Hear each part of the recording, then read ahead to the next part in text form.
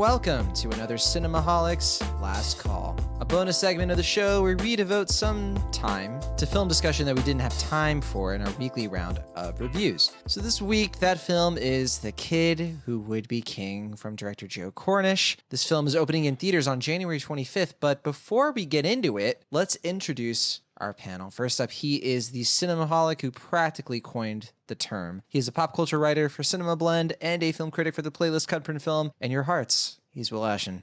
Hey, John. Hi, how's it going, Will? I'm all right. How you doing? It's getting a little late. Later for you than it is for me, but yeah. Yeah, but we'll make it through it. We'll do it. I'm your normal but not too normal host, Jon Negroni. I write books and internet articles about films all over the internet, including Adam Insider, Relevant Magazine, and The Young Folks. And we have a special guest for this special Last Call episode. He is a writer and critic for The Playlist, The Nashville Scene, and The Homepages in Williamson County in the United States of America. Welcome to Cinemaholics for the first time, Cory Woodroof. Hello, John. Hello, Will. Thank you guys for having me. It's a pleasure. I'm a longtime listener and a friend of you both, so it's nice to be on the show and get to talk shop. Yeah, Cory, I'm glad you said yes to doing this. I wasn't sure. I really wasn't. We were able to work it out with our agents, and trying to get all the time. Mm-hmm. Yeah, the right people talk to the right people. Exactly. No, but I mean, we've tweeted at each other multiple times, but I didn't know. Like, I don't know if you listen to the show. I just know that you're friends with Will in some mysterious way. I still don't know fully how you all became friends in the first place, but I'm just going along for the ride. Dark magic. That's the only way I know how to describe it. Makes sense to me. Now, we're going to be talking about The Kid Who Would Be King. Again, that was written and directed by Joe Cornish. And this is it's not 100% of a British film, because part of it was produced by some American producers. This is a 20th Century Fox film, for example. Now, again, it's coming out January 25th. It's releasing in the UK February 15th. So big Valentine's Day movie, right? Which I find interesting because this is the kind of film that you would expect would come out in the UK first. That's not uncommon. You would think. Yes, there's a weird delay going on here, but we are talking about it a little ahead of time because we alluded to this in the main show, but January is going to be a very chaotic month. We, of course, the next episode after this is going to be our 100th episode. We're going to be talking about Glass, and Will and I, we're just not sure how things are going to pan out, so we wanted to get this out of the way. Talk about The Kid Who Would Be King, give it its own thing, because we don't know if we're going to be able to record an episode in between, because Sundance is going to be happening, and drama, you understand the deal. Now, all three of us have seen this film ahead of time, so it works out, but Will, why don't you walk us through who is in this film, and what is The Kid Who Would Be King? Why should we care about it? Yeah, so The Kid Who Would Be King is, I guess, loosely an adaptation of the Once and Future King. Is that the name of the book that King Arthur is based upon? Well, no, because that correctly from high school. It's something. So this is the weird history of that phrase, because it's a more direct reference of The Man Who Would Be King, the John Huston film. Because there's even a callback to that, because in this film, the main character's name is Alexander Elliot, and in Man Who Would Be King, they're all pretending to be these kings related to Alexander the Great. So I don't know, but I know Once and Future King is an Arthurian thing, but I think this film is playing with multiple jokes, if that makes any sense. Sure. I don't know if is it technically like free access to that mythology now? It's like a Sherlock Holmes I think thing? It's public domain, and because those Arthurian legends have been around for so long, I don't think anyone really owns that, as far as I understand. Right. I just didn't know because the film it doesn't say anything like based on the characters or based on the book by right. So. Yeah, it's not King Arthur, Legend of the Kid Who Would Be King. Yeah, it's directed by Guy Ritchie. Sure. Yes, indeed. So in any case, the plot of the film is centered around a kid named Alex, who is played by Louis Ashbourne Circus, who, if you're wondering to yourself, hey, is that the kid of Andy Serkis? You are correct. He was also in Mowgli. You might remember him. He was the little albino cub that was friends with Mowgli. Little creepy when you consider that film, but yeah, we won't spoil Mowgli: Legend of the Jungle. Yeah, I mean it's on Netflix. You can feel free not to watch it. But it's a good movie. Will, we don't have to argue about this again, do we? We don't have to. No. Okay. In any case, yeah, he is. Are we gonna have another discussion about Mowgli, King of the Jungle? This is it. You could just Just cut it clean, Will. Just get right in. Yeah. I'm so dependent on that we might need to consult the rule book there. All right. In any case, so Louis Circus is a kid named Alex in the film. He is a fairly ordinary kid. He is he has like a single parent. He gets bullied a lot, but he kind of just does his own thing. But like many kids in these type of films, he is destined for greatness. And sure enough, one day he stumbles upon Excalibur in a I think a apartment complex that they're building or something like like a that. Construction. I forget exactly where he. And it's the real Excalibur. It's not like, just a fake, right? Yeah. Actually, it would technically be a flat complex, I guess, because it's a British thing. But in any case, yeah. So he finds Excalibur, and sure enough, Merlin comes to his school, and he finds that he is destined for fate, a fate that he may not necessarily want, but he's destined to anyway. And he rounds up a couple of his friends and enemies even, and they fight great evil, and they hopefully persevere. Yeah. And I guess that's the plot synopsis. So Joe Cornish, he also did Attack the Block. And Attack the Block, there are some similar things. Like you can make a couple of jokes of it because Attack the Block is like, okay, group of friends, they unite with someone they don't like to fight like a mysterious evil. They have like swords that go through their backpacks, stuff like that. And it's kind of like an action-y sort of thing. But that movie was like way more of an R-rated feature, whereas this is absolutely like a family film, if that makes any sense. For the younglings. For the younglings, yeah, for the princes and princesses.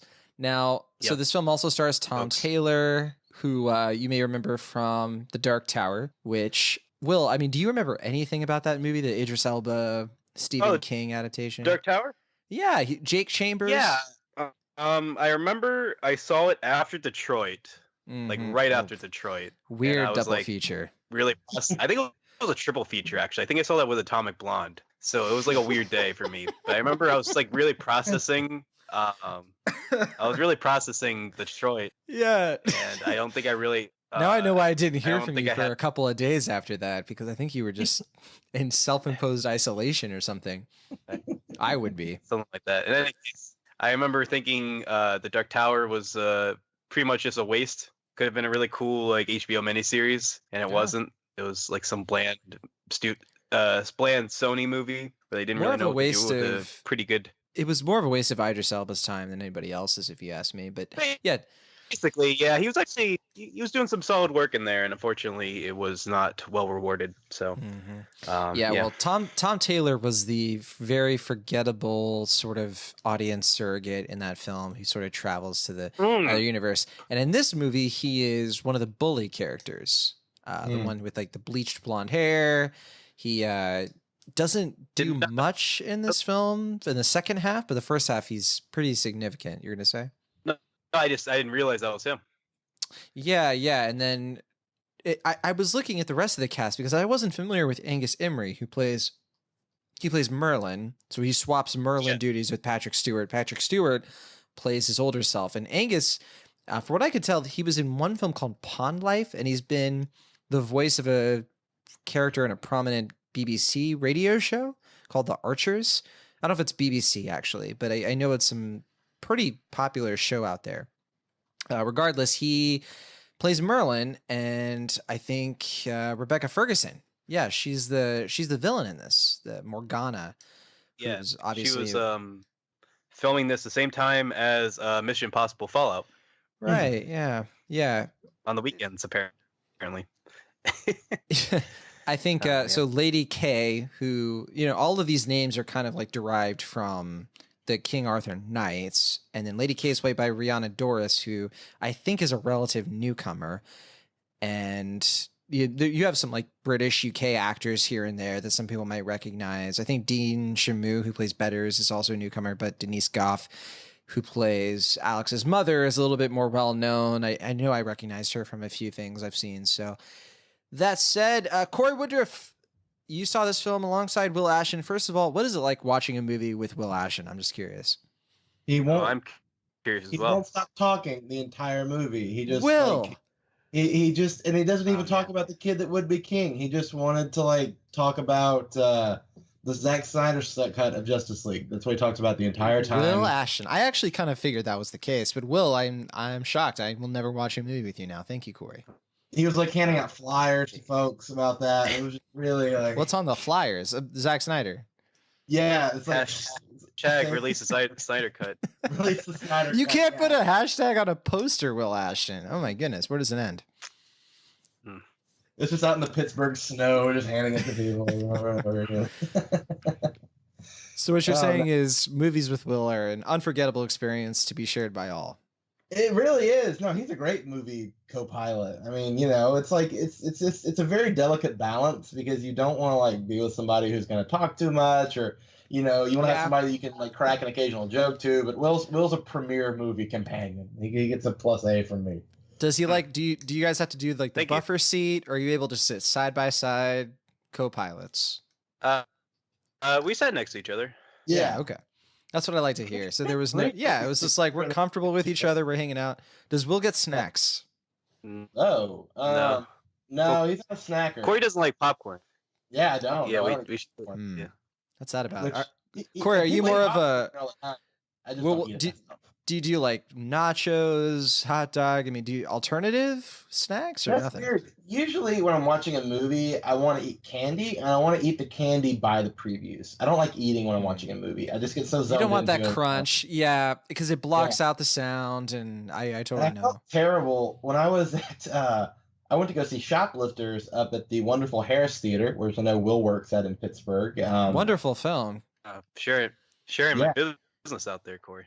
Yeah, it is. Will, have you had a chance to see Shoplifters yet, or is that still in my honorable mentions for the best of the year list? Yeah, I love that. Sorry, it slipped my mind. For some reason I was thinking that was going to make your like top 10, and when it didn't, I think I'm just still in denial a little bit. I mean, it wasn't in my top 10. It wasn't even in my honorable mentions, but still. Oh, so good. But my problem with that is that I was at the little theater, and it's a small theater, so the sound, it's very sensitive with sound, and I didn't realize that Swedish Fish, the packages on that were so loud. Yeah. It's just like paper that they use for just Swedish Fish individually. It just felt like I was taking the piece of paper and rubbing it all over the ground really fast. And every time I would move, it would be really loud. And like there were 12 people in there, and it's like this movie is an incredibly intense. You don't want to be that guy, yeah. No, it's like it's just Swedish Fish. They're not that good, and this movie is way better than Swedish Fish. And I like dropped a box at one point. I was a mess. At least I mean during Shoplifters, the silver lining is that film has subtitles, so any extravagant noise people can still read and be like, all right, well at least I know what they're saying. No, and at least I paid for the Swedish Fish. I didn't try to steal them or anything, just to like get too much in the mood for the movie. But well, thank you, Cory. I just wanted to be caught up on Will Ashton's theater habits. I don't expect him to tell me straight up what that's like, so I appreciate you setting the record straight. Thank you. Yeah, absolutely. He gets a great A from me for film companion. Oh, fantastic. Are we going to talk about the kid who would be king at any point? I mean, we'll get to it. We'll get to it. But yeah, go ahead, Cory. What did you think of the kid who would be king?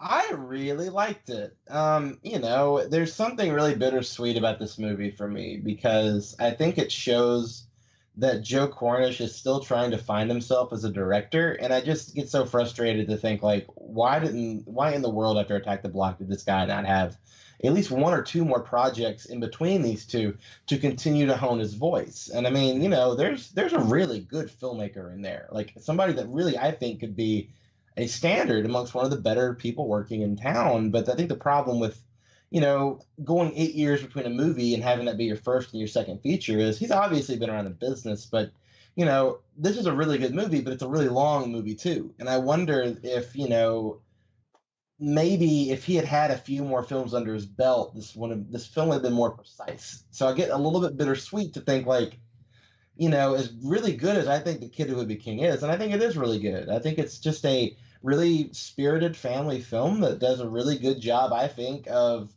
you know, meshing ideology with excitement. And I think when you do that with family entertainment, it's tough because, you know, I think one of the things with family entertainment is when you want to get across an idea, you have to be careful about being too cloying. Because one thing about children audiences is they're not that basic, okay? Like, they don't need you to really hammer in points that much. And I think when you see certain films, you know, it's not a movie that has ideas in it necessarily, but I think about that Peter Rabbit movie last year and just how cloying that was, and how they really were. It almost felt almost kind of condescending to the young audience. You're the only person still thinking about Peter Rabbit. I hate to break this to you, Corey. I will never forget Peter Rabbit. I forgot about that film immediately after seeing it, so I actually applaud you. Remember? They murdered. Do you remember when? It was bad. Oh, sorry. No, I'm sorry. Do you remember when our? What was that? Oh man. I was gonna say, do you remember when the title character of that movie tried to murder Domhnall Gleeson? Yeah, that's the thing. I mean, that was probably it was the most memorable part. It's bad, but I contend that is a gentleman's C+ movie. But go ahead. Not that good. It's fine. We'll look. I think I did give it a C, but yeah. It was my favorite family film of 2018 that featured murder by rabbits. That'd be my. Surprising, I don't know, because the favorite also. Well, there's nobody to be murdered. No rabbits down. What about that Watership Down remake that they just came out? Oh, that's true. And no rabbits are official. No rabbit is officially killed in the favorite. I think you're misremembering a certain scene or two. Oh no, but yeah, the rabbits all made it out okay. Now they got close. I mean, it was. The rabbits were not in a good position in that movie, but that was my favorite climax of 2018. I'll give it that. Yeah, I mean, just like more ways than one, I guess. Well, actually, no, I don't know what I'm talking. One movie that does not have murder rabbits is The Kid Who Would Be King, and yeah, I really with this one, I just respected the fact that they really were trying to get some ideas across, and obviously. You do have to kind of spell it out at times when you're going for a younger audience, but I think what Cornish did a really good job of, and I didn't know this was an original script. Obviously, they're going off of old mythology and old legends, but, this feels like a very personal film for him because I think it's, the base of it is that it's Cornish writing the script of trying to inspire, youth across the world, and I think specifically in his home country, in the UK, to say, hey, look, we're in a time right now where everyone's angry and everyone's upset, but you can still be chivalrous. And you can still have zeal and honor to yourselves. And I think that, in trying to show characters change and adapt to those ideas, it's very obvious, like a lot of people have noted, it's very much a reactionary piece to Brexit. And it's very reactionary to the political climate that I think the globe is kind of ensnared in right now. And it's really interesting. This is really one of the first times where I can look at a exact, family piece of entertainment and say that they're trying to meet the moment. And, I think there's a lot of strong filmmaking in it. I think there's a lot of really good stuff. It's way too long. It needs a way firmer edit, but this is just a really admirable film to me. And I think it just shows a voice that's still trying to find itself, but there's just so much excitement that flares up that, I'm really, really, really excited to see where Cornish goes from here. Yeah, I think we were talking about this before the recording, but I've yet to find a review that doesn't mention Brexit, right? And for listeners who are unaware, if you aren't as clued in, Brexit is a very significant political moment in the UK right now, and especially in the last couple of days, it's been all over the news, the votes all over the place, and it's a big divisive political headache going on for the people who live in the UK and for people who live in the European Union. And it's this big decision right now going on about what's going to happen and how it's going to affect people. And what I like about this movie a lot is that it sort of filters all of that anxiety through the perspective of children and Arthurian legends. And the film pretty overtly reconciles this idea of using fantasy to sort of escape from current events until you can't anymore, until the current events creep into your fantasy and you have no choice but to use your own nobility, your own, as you mentioned, chivalry to sort of combat those forces head on with your generation. And that's a big reason why I really, really was endeared to this film as an American, as someone who my country is going through something pretty different from Brexit circumstantially, but contextually, what America is going through is not all that different. And so we have a lot to sort of find in this film, some common ground with our colleagues in the UK who are feeling like the world is just collapsing all around us. But Will Ashton, that's obviously a pretty serious note to jump off of. But I mean, where are you at with this film? I know that, Attack the Block was a film. I think we've talked about it briefly before. I think you liked that one, right? I did. I liked it quite a bit. Yeah. I thought it was a very exceptional directorial debut, and I was really looking forward to what Joe Cornish would do next after that film. And I was surprised that, like Cory was saying, that it took this long for his second film. I mean, obviously he's been working as a screenwriter for a good bit of time since Yeah, then. well, Tintin. he did Tintin, but yeah, he also did Ant-Man in 2015. Somewhat, yeah. Right. I would say probably like you're talking about his script with Edgar Wright, which was probably used somewhat sparingly in the ultimate final product, but he did work on that quite extensively. And I think there's another film he was involved with, but I can't think of what it is off the top of my head. But in any case, he was originally supposed to do Star Trek Beyond, and he was going to be the director of that film. Yeah, but then he was replaced by Roberto Orci, which is a little unfortunate because I'm one of the, I guess, few people who didn't really love Star Trek Beyond, and I got excited, like very excited about Joe Cornish taking that on personally. Yeah, I don't know why he didn't. I guess, I mean, it's a big project for him, and then I think this is even a pretty big project for him to take on as a second film, as Cory mentioned. But as a film, no, I mean, it wasn't what I expected from him when I was thinking, like, what would he be his follow-up? But at the same time, there is, and similar to Attack the Block, there is like kind of, what's the company called? Is it Ambien? Or I keep mispronouncing it. Someone called me out on this. Amblin, there you go. I keep wanting to call it Ambien. I think that is a Freudian Ambien slip. Well, actually, I don't know what. We'll let it slide. I don't know what that is. Films that have been kind of ambient-y recently. But... What is it? What is it? No, Tylenol? No. It's okay. Sorry, go ahead. Okay. What's going on in this thing? But any case, yeah, there is that kind of Amblin quality to it, where it has that kind of Spielberg influence, where kids rounding up and fighting against powers that they can't really control, and you can certainly see character who is concerned and can't do anything about it. Yeah, right. Yeah, and you can certainly, I mean, once you break down the core components of each film, you can definitely see, oh yeah, this is definitely Joe Cornish through and through. But as a film, I did enjoy it. I thought it was good fun. I thought it had a good energy to it. I thought it had a good heart. Like you both mentioned, it has a political message I think is pretty well handled, and I think there's a maturity to the film that I found fairly endearing. But I do think, like Cory was saying, it's just too long, and I also think it's a little formulaic for its own good. I felt like the beats were a little too predictable. I felt like you could kind of piece where it was going throughout, and there wasn't really that much suspense or sense of intrigue, I guess, for what was going to happen. I felt like you could kind of figure it out. Even if I was a kid, I feel like I could pretty much figure out what was going to happen in any given scene. But as a film, I think it's solid. I think, as we mentioned, the performances are really solid, especially from what's that dude's name?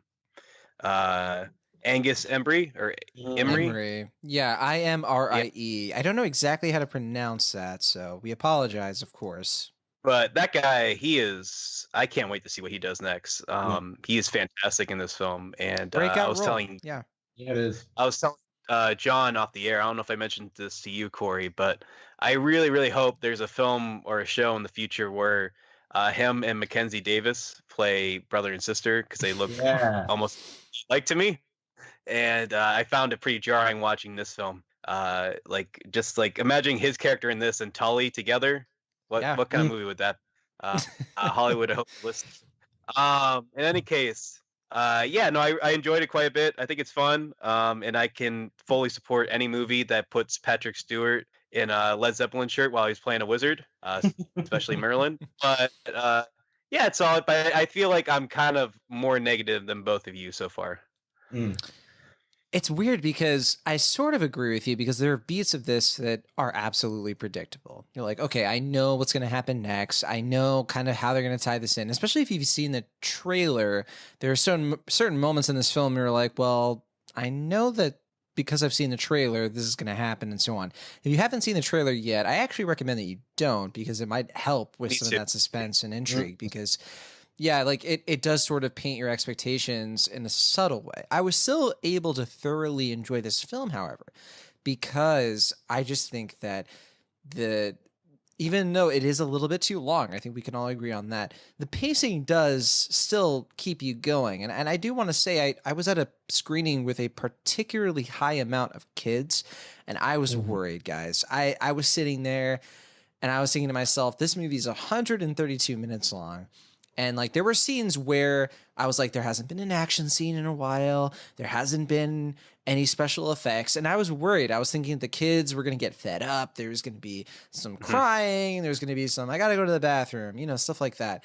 The kids in my audience, take it anecdotally, they were enchanted by this film. I haven't seen something like it in a while. Probably not since like The Jungle Book, which very similar sort of press screening where people were just glued to the screen, and kids really loved this movie. And I was thinking a lot about this, and my theory is that I just think that Louis Ashburn Circus is a very lovable character. He sort of reminded me as a TJ from Recess, where he just has that affable, almost blank slate average kid who you can insert yourself into him, but at the same time, he's complicated. He has feelings and emotions and desires, but they're so universal without being cliche that I think kids just can kind of watch it and either look up to him or just directly relate with him. And I think that had a huge effect on me sort of sticking with this movie, even when I sort of predicted what was going to happen. I just think that seeing certain frames of this film, because I do think a lot of the cinematography was pretty great. Yeah. The moments that stuck out for me were when he and his friends were in these scenes with their kind of Arthurian swords brandished through their backpacks, going across the English countryside. That stuck out to me so much. And I think kids saw that and they also found some aspiration to it as well. But I don't know. Am I alone on that, Cory, or do you think I'm insane? Well, you know, I think you bring up something that really, I think, is the crux of why this movie, I think, will have shelf life, is because, you know, there's something about family film to me that I think sometimes can get a bad rap, you know, just as a typical genre. I think it's the most easily dismissed unless the film is just so appealing to all ages. But this one in particular, to me, I think this film is insanely creative, and it is so perfectly creative for a young audience. And I think with memorable family films, you have to be able to be creative in ways that children can really adapt to. Because you can almost get a little too high on your own supply almost when you're trying to go for all these high concepts, and you can almost turn kids kind of away from what you're trying to say. Because, you know, you look at Paddington 2, and that film is so great because, you know, it's just the creativity is just on full display, and it's just so well done. It's just the way that he kind of engages the set pieces, and kind of what Paul King is so great at as a director is just building so many things on top of each other, making it so layered and deep. But the themes are obvious, and it's just not a hard movie to really tap into. And I think that when you can say something plainly and do it in a way that is just so ingenious, I think you really can take a young audience and really entrap them in something cool. And this is the kind of movie I would have loved when I was like 12 or 13 years old. This is just the kind of movie where you can really just you get excited about it, because I think for a lot of young film fans, they can watch this film and feel like this is not trying to pander to me. This film is trying to invite me into something new. And I think that these can be gateways for people to get into other levels of film. And one film it really reminds me of is a 2004 title, Danny Boyle's Millions, which is it's a kind of they're different films in terms of the genre, but they're both about young children going on these adventures with a backdrop of what's going on in their country. And obviously, you know, it's not real in millions because it's kind of them switching from the pound to the euro. And obviously the economics in the UK have changed over the years pretty rapidly. But this film was kind of reactionary to the political moment of what was going on. It was based on the book by Frank Coswell Boyce. And I remember the way Boyle directed it. You know, this was right around the time he did 28 Days Later. It was just a fascinating kind of back-to-back for him. But I just remember watching Millions as a kid and just thinking, this is really cool. And it's like, it's not just a good movie that I enjoyed and I appreciated what it was trying to do.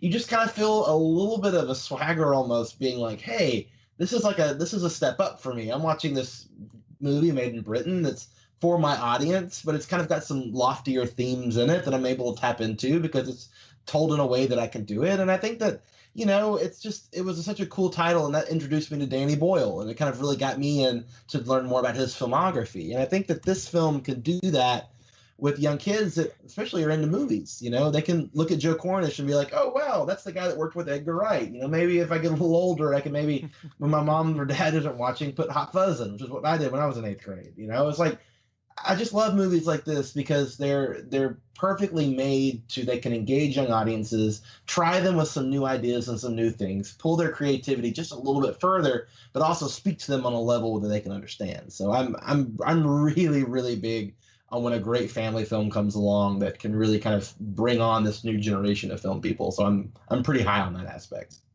I couldn't agree with you more because the whole time I was watching this, I was having that same feeling where, oh man, this is not a kid's movie that condescends to the kids in the audience. It doesn't treat them like they're idiots. There might be some predictable, some cliche things, but for the most part, it does go in directions where I wasn't 100% sure where it was going to go in certain moments.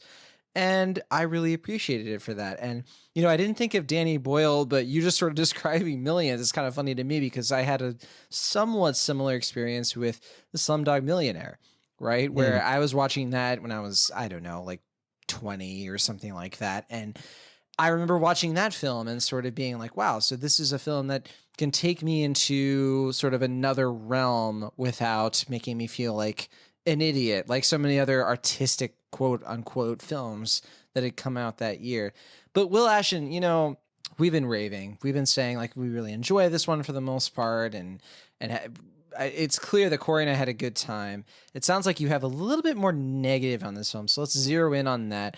Who broke your heart and what happened to you in your childhood? Let's talk about it. Oh man, I didn't know my therapist was in the room. Janine, this is it. Come on, go on.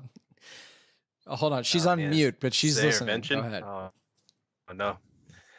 no, I apologize, Janine. I know this is a late call. From the internet, Pittsburgh, Dr. Janine, Blue Cross Blue Shield.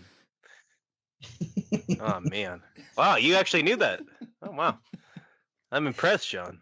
I used to live on the East Coast. I know the insurance providers. That is true. Yeah. Okay. But you asked what I disliked about the film. I feel like I'm not that strongly negative. I just feel like I'm more negative than you two are. I mean, ultimately, I do like the film.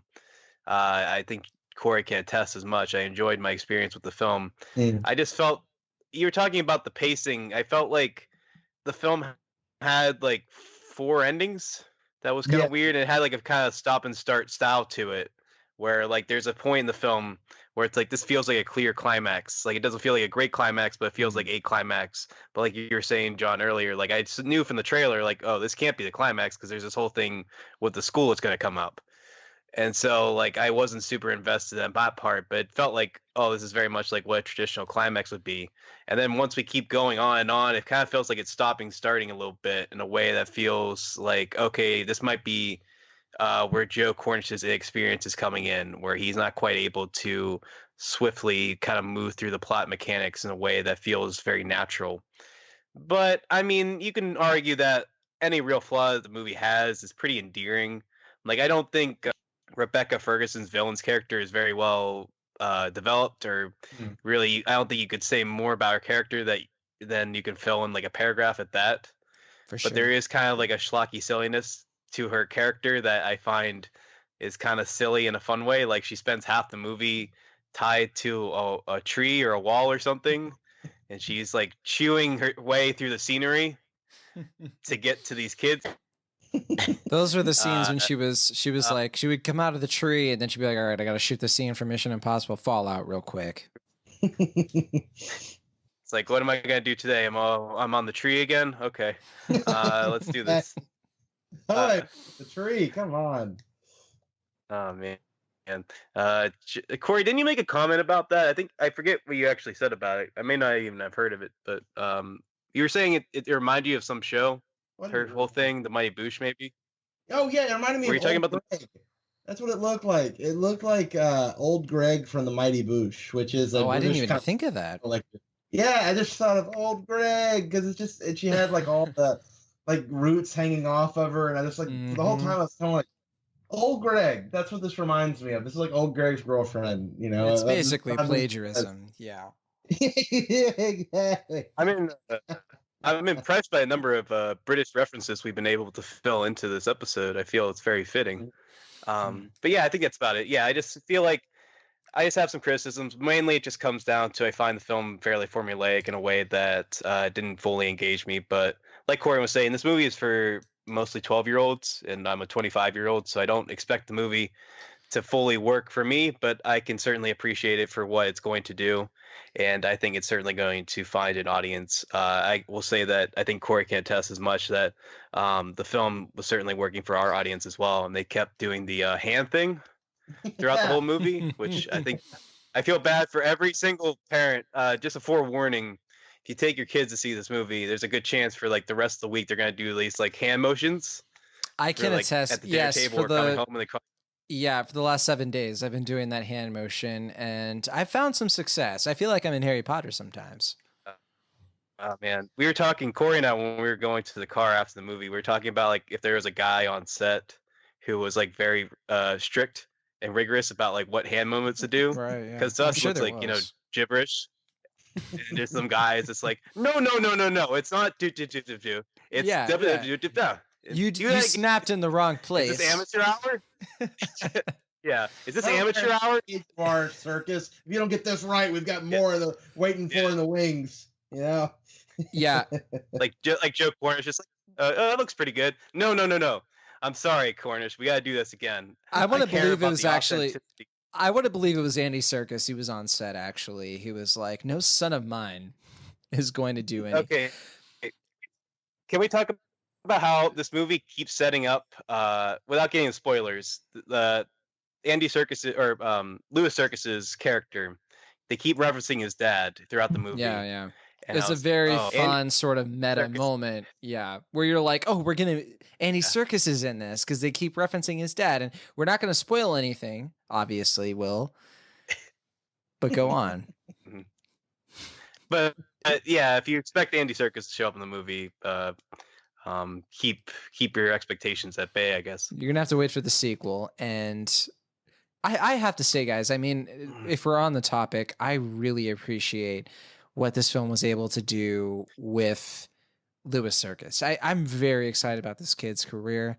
I just think that there was a very affable charm about him. And I think that, like, I mean, I've already sort of said this before, but I think that he wasn't overshadowed, I think, by his dad's cloud, because I could tell by the kids watching the film, like, they don't know who Andy Serkis is. They don't know that that's Gollum's kid. They were just watching it and they just saw a kid on screen who was... Kid. What'd you say? Oh man, I was laughing. You call him Gollum's kid, like, yeah, King Kong Jr. over here. Blue too, why not? Oh well, didn't Caesar's kid die in one of those Planet of the Apes movies? No, but I honestly really appreciate this film just for how its leading actor was well directed. And I think Joe Cornish has a lot to do with that. I also am a big fan of Attack the Block. And I think one of the big reasons why Attack the Block works as well as it does is because that main gang of characters, they're kids, they're teenagers. You find out late in that film that the leader, Moses, is only 15, or he's supposed to be 15.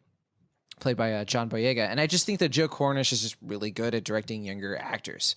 Like, I think that he's good at directing them with like having an energy and an urgency that kids can relate to. If you recall from Attack the Block, I literally just rewatched it and it really holds up, by the way. The two young kids, Probs and Mayhem, I forgot how great they are in that film.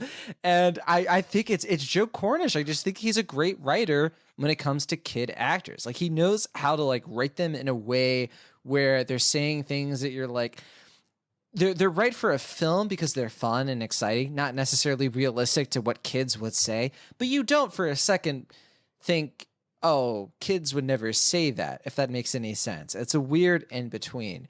But I think that also translates to this film. And I don't think this film has strong characters in every department.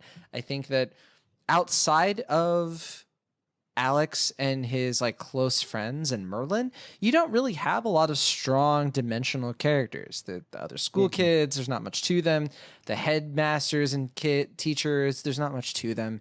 His mom, I mean, there's some emotional stuff there, but it's not profound. It's not, Will, it's funny because we were talking about mid-90s before we were, recording this episode, and I was listening to that episode that we did in mid-90s. It's an unrelated thing, and you kind of brought up that whole thing about how a big thing about that movie was the like motherhood aspect, like mothers of young kids. And I got to say, I had a similar sort of reaction with this film compared to mid-90s, where I feel like that's something that it has a resolution with the kid and his mom, but it's not quite as satisfying as the script sets it up to be. So I think that is a valid complaint that I think some people might have if they're really nitpicking the kid who would be king, which I would find kind of funny if they were in the first place. Am I the only one when you thought about this movie that thought about that kid in King Arthur's Court, the Disney movie that came out? Yes, like, you are the only one. Who wasn't that? That was the guy from American Pie, right? What's his name? Thomas Ian Nichols. Yeah, that guy. Oh my word! We talked about that guy last year or 2 years ago. I want to say on Cinemaholics, because he was. I know exactly what you're talking about, Corey. I remember watching that movie, and Angels in the Outfield or whatever else he did. But he was part of this like weird scam thing. Oh, do you remember that, Will? The Handbook for Mortals. Yeah, I remember this. It was a YA novel. Didn't you read that book? No, are you kidding me? I did see it in a bookstore, and no, we had Kaylee Donaldson on. What'd you say? Did you say Lee Israel? I said it's real. I thought you said Lee Israel. No, I was like, no, Will, she's dead. Roman. No, jeez. No, I was saying it's real. Like the book is actually a real thing you can buy. You could have bought it like when we so background in 2017. We had Kaylee Donaldson on Cinemaholics. She was talking about Handbook for Mortals, which is a like YA novel that was like a scam sort of thing, where they put it out. It was like this terribly written book where they inflated the numbers so that it would be on the New York Times bestseller list. And it was like this big deal or whatever. Film adaptation. I forget the author's name, but I remember the kid from King Arthur's Court or whatever that movie was called. He was like one of the people who like helped co-finance it. So sorry, Corey, I didn't mean to interject with a ridiculous tangent, but there you go. The only thing it's just crazy because it's a King Arthur connection, and okay. It is. But the tag Lanny Serum. What? I think yeah. Lanny Serum. Yeah. Man, that book is terrible, Ashton. I read like the free sample you can get on Amazon. That was it, and it was atrocious. I couldn't believe it. But if you want to know more about that, we had an on tap segment with Kaylee back when I forget which episode it was, but definitely worth checking out because that is a crazy story. It is. Well, I was going to bring up King Ralph, but that's a way more interesting tangent to bring up. So, what's King Ralph? Is that the John Goodman movie? I was thinking of when you're talking about the kid who would be king. Where, any case, we're getting way off topic. Now, when you talk about the kid in King Arthur's Court, it's that tagline. You guys remember the tagline for this movie? No. Joust, do it. That was on the poster. That's what they used to sell this. Joust, do it. I mean, Nike was a pretty big deal back then, so I kind of get it. I get it, but man. I don't want to move too quickly away from King Ralph because that's a movie I haven't thought about in so long. That's a terrible movie. Did you like that one, Will? I heard it. I never saw it, but I heard it predicted our current U.S. politics in a way. So I'm curious to check it out. Oh, that's interesting. Oh my God. Okay. Yeah, that's an older film, but isn't Peter O'Toole in that one? Yeah, John Hurt. I could not tell you. John Hurt was in that? Oh my! I can't even remember. Holy cow! Okay. I didn't know this existed. I know that's from the guy who wrote the Sting, right? David Ward. But anyway, back to the kid who would be king. You guys ready for some trivia? I looked up some surprising facts. We sort of alluded to this. So Rebecca Ferguson, we mentioned she was the villain, and she was filming this while she was filming Mission Impossible Fallout. Short aside, 2 new Mission Impossible films have been approved. They're going to be coming to us from Christopher McQuarrie and Tom Cruise in 2020 and 2021. I have also some trivia. They were filming Mission Impossible, that the helicopter scene. Mm-hmm. That's the same location they were shooting the training scenes. So there were several shots where the helicopter would ruin a take for the kid who would be king. I did not know that. That's incredible. Okay. Fascinating. Yeah. Well, that makes sense in a little way because I was going to say Rebecca Ferguson, in order to do both of these films, she was filming scenes for Mission Impossible Fallout during the week. She said this in an interview.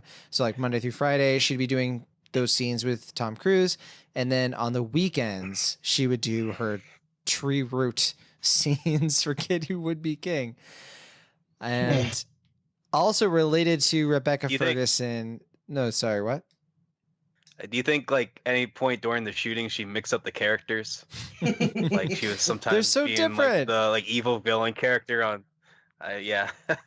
If only. Obviously, you can understand that Rebecca Ferguson's range is impeccable just from watching both of these films. I think that she honestly, to me, is one of Hollywood's most underused actors because she is terrific. She is absolutely terrific. And she's been great in good films. I've yet to see her be at her full potential because I know it's there. But regardless, another piece of trivia regarding Rebecca Ferguson is this is her 3rd collaboration with an X-Men actor. So she was in The Snowman from 2017. Will Ashton, you reviewed that film on Cinemaholics back in 2017. Mm-hmm. She starred with Michael Fassbender, who plays Magneto, of course, in the first class generation of X-Men films. She also starred alongside Hugh Jackman in The Greatest Showman from also late 2017. And then this is her 3rd collaboration because does she have any scenes with Patrick Stewart? Oh, she does. At the very end, you actually see Patrick Stewart and her on screen at the same time. Yeah. Now, not giving anything away, of course, but yeah, Rebecca Ferguson, is she going to be in X-Men Dark Phoenix? We don't know. I don't know. Also, I heard that movie's a mess. So. I've heard, that's a conversation for a later Cinemaholics day, but some more trivia. I thought this was really interesting. So the school in The Kid Who Would Be King, those scenes, they were filmed at Elliott Secondary School in Putney. And this is the same school that James Bond himself, Pierce Brosnan, attended when he was a kid. So I mixed up James Bond and Pierce Brosnan. To me, Pierce Brosnan might as well be James Brosnan. I mean, that's kind of, but no, that was his school. And another fun connection is that Patrick Stewart, he played the father of Guinevere in Excalibur, the 1981 film. Did either of you see that one? No. I saw. I haven't. It came out in 1981. It's called Excalibur. It's based on one of the Arthurian stories, and I haven't seen it in ages. But yeah, Patrick Stewart plays the father of Guinevere in that film. So this is his, I guess, 2nd official sort of King Arthur film. So that's all I got for trivia. That's not the one with Sean Connery, right? In 1981? Was Sean Connery in Excalibur? Oh, was that I might have mixed them up. I forget. I know there's one I saw in school. Actually, I don't think we finished it, but there's a Sean Connery King Arthur movie. I was trying to remember if that was it. I'm not sure which one you're referring to. The one I'm thinking of is the one that has Helen Mirren in it. And honestly, I don't know if I remember anybody else from that film, to be totally honest with you. But I don't remember any Sean Connery King Arthur films. That's a gap in my memory. So yeah, you should look it up. But regardless, we should wrap things up here. I think we've gone into pretty much all the detail there can be found with A Kid Who Would Be King. I'm happy to say that I really enjoyed this film. That I just think that it's a blast to watch, and I'm glad that it's getting good reviews. I mean, it's been bouncing between 85 and 91% on Rotten Tomatoes. I'm happy to say one of my positive reviews has factored into the algorithm. The last I checked, it's at 87%, but I think by the time a lot of people are listening to this, it's going to change dramatically because it just keeps, the reviews are pouring in. as we speak. And I just think that even though this isn't the best film in the world, it's not a 10 out of 10. It's not an A plus. It's not the sort of film that moves filmmaking in any meaningful direction. I just think that it is a fairly competent and rewarding and satisfying family film in an era when that sort of thing is kind of hard to find sometimes. In the world of Peter Rabbits, this one sort of shines, and I'm glad to see that. We don't get enough live action family films that are at this caliber, not to be too punny, and I'm glad to see it. I really think that more films like this should be coming out. I think that Kid Who Would Be King, it's almost unfortunate this film is so good because it's good on a curve. We should get better films than this. And that is just saying that this is a good film. And I hope that Joe Cornish, his next film is one that, like Attack the Block, really feels like something out of his true passion. Not that this isn't, but I think we can all sort of agree that the energy and sort of bonkers nature of Attack the Block, it's not 100% here. This film feels a little bit more filtered from some studio demands in some ways that are, practical and pragmatic. And not that I don't bemoan Joe Cornish for making a film like this at all. I think that it was a great step for him forward in his career because I think this will make good money for him. It will allow him to continue forward as a screenwriter and a director. And I'm really excited to see what he does next. I think that this film is a solid, enthusiastic B, teetering on a B plus, but it's a B for me at the current moment. Cory Woodroof, what say you? I'll give it a B plus. I really dig it. I think when you just look at, I think Bill Pope does some great work here. I mean, he's just such a cinematographer. Just looking at exactly, all the work he's done with Edgar Wright. He shot Baby Driver in 2017, and my favorite film of 2017. Yeah. Oh, sweet. Yeah. I mean, and it's just like, and this movie is in that spirit of Edgar Wright. I mean, just knowing that Near Park, Tim Bevan, and Eric Fellner all produced this. I mean, this is very much like an Edgar Wright kids film, and it's not quite as bombastic as some of Wright's best movies, but it's like this is like the kid version of that, and I think that's cool. I think that's really cool that this movie exists, and I this is one of those things where I just hope this makes a ton of money and it's like a hit, and I don't know if there's like a sequel would be a good idea, but I think that this is just one of those things where it's like you just root for it to succeed, because if this doesn't succeed, it's not a good thing for the family film. It's like I know not a lot of people enjoy this movie, but this is my favorite family film since last year's Wrinkle in Time film, which I'm really, really, really big on. I know a lot of people aren't. Yeah, I love it. That's a fun opinion. Okay, I like it. Yeah. I think it's at its time. I think there's some pacing decisions that Ava DuVernay makes in that people have not really come around to really appreciate yet. I think it's great. So I'm hoping that people kind of catch up to it. Or maybe there's no catching up to it and I'm just wrong. But I wish we had you on, Cory, because, I mean, we did not like that film. And I was craving to have somebody on who could sort of defend it a little bit. So it's good to hear that you found some really great things to be found in Wrinkle in Time, because I wanted to love that film so much. Yeah. I mean, have you seen The Fits, that film that came out in 2000? Oh, yeah. I mean to see that, yeah.